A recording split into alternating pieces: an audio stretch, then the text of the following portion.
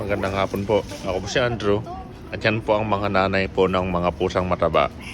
Yan po si Miss Nels. At ang bagong dating first timer dito sa Australia, si Lian. Lian, kumusta ka dyan? Okay naman. Okay naman. Pwede ko na tayo ikabit mamaya sa train. Pwede daw niya ikabit sa tren yung alin, yung SIM card. Vodafone yan. Si Miss Nels ayaw magpa-open line kaya Ayaw ni Globe. ayaw daw ni Globe. Paano ayaw? Oo. Kailangan yung may ano. Eh, ikaw naman yung may-ari. Hindi nga ako eh. Grabe naman yan, Nakapangalan. Miss Nels. Nakapangalan Paano din tayo sa maglalaro ng ML na... lumapang PNC director namin. Grabe naman yan. Kumusta si Kuya Babs? Meron na bang withdrawals kanina na nahanap ka na daw? Katingin siya Nagsumbong na ba si Jimmy?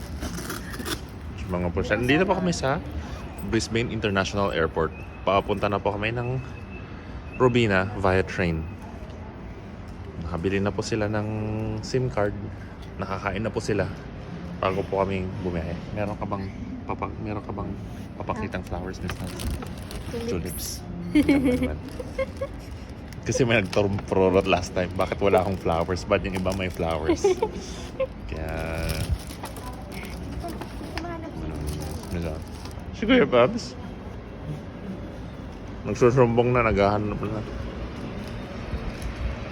5 minutes na lang. Ayan. Ano yun? Pumunta ni Jimmy. Tingnan mo. Wala silang pagkain. Paubos mo. Wala. Paubos na daw yung mga pagkain na po sa manaba. Lakas kasi kumain ko, Babs. Stress eating. Stress eating naman si Kuya Babs.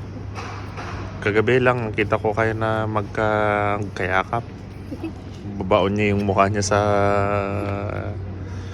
ano mo?